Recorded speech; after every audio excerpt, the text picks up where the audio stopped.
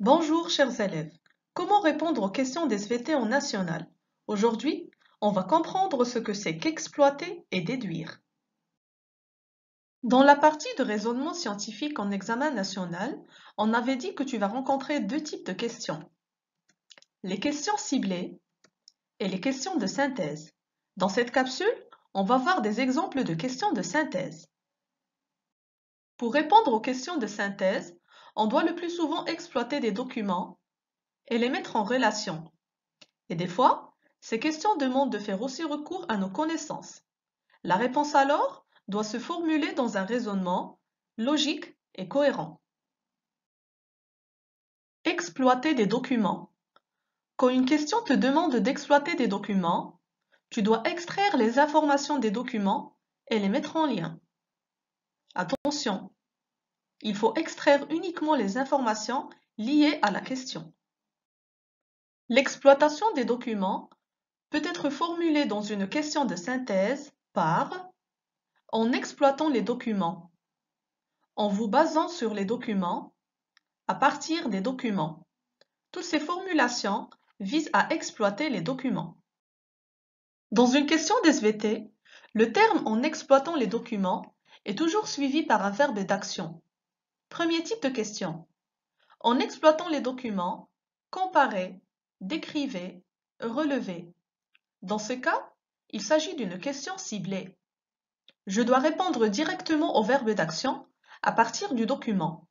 Là, par exemple, si on me demande de comparer en exploitant un document, dans ma réponse, je dois faire directement la comparaison. Deuxième type de question. En exploitant les documents, expliquer, montrer que, déduire. Dans ce cas, il s'agit d'une question de synthèse. Ma réponse doit se faire en deux parties. Je commence obligatoirement par l'exploitation de chaque document cité dans la question.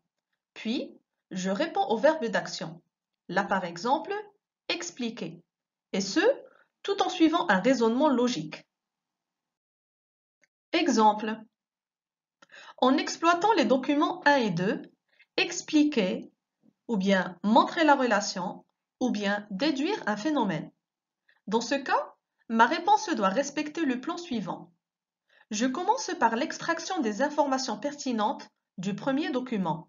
Puis, je fais la même chose avec le deuxième document et je termine par l'explication ou la déduction ou l'interprétation selon le verbe d'action que j'ai dans la question. Attention, l'exploitation des documents doit être écrite sur la copie d'examen et non pas sur le brouillon. Déduire. Quand une question se termine par déduire, tu dois conclure logiquement à partir des documents précédemment exploités. Ta réponse doit contenir les termes suivants.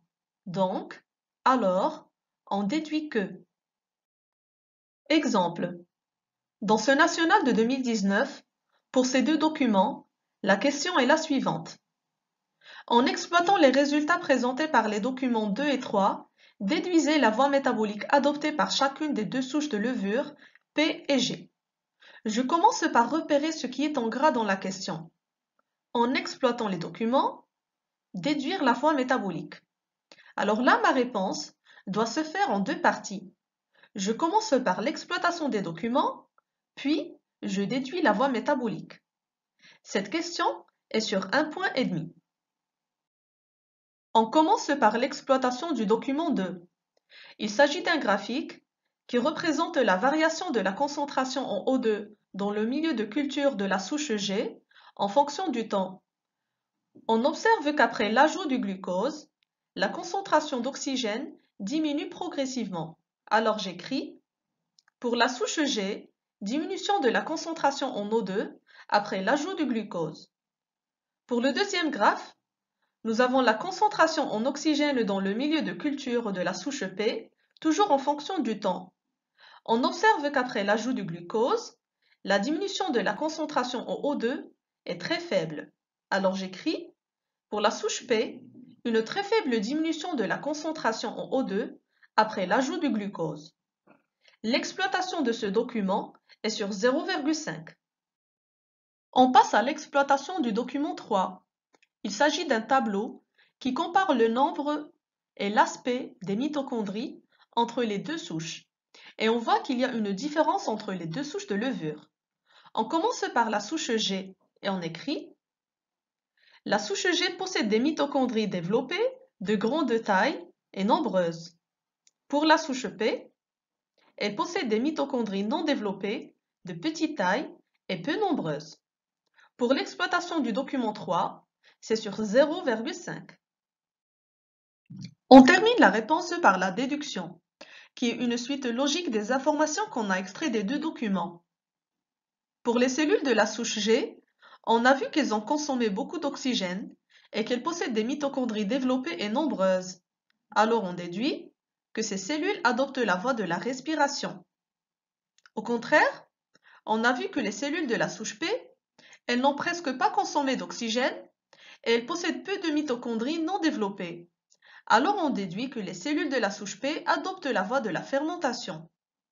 La déduction est sur 0,5. Merci pour votre attention et à la prochaine capsule.